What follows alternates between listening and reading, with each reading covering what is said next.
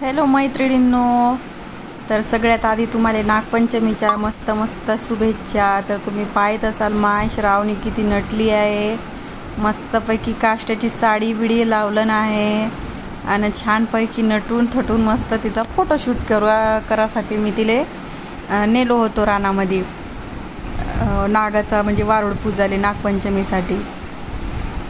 तर सुट्टी घे म्हणलो तिले एक दिवसासाठी, का होते म्हणलो राय म्हणलो घरी, आणि मस्त छानपैकी तिले नटवून टाकलो आणि तिचा आलो फोटोशूट करासाठी। मस्त छान छान तिचे व्हिडिओ घेतलो पटपटचे, हे हातामध्ये करंडा धरून, पण बाईले पोच देताच येत नव्हती चालण्याची न काही नाही।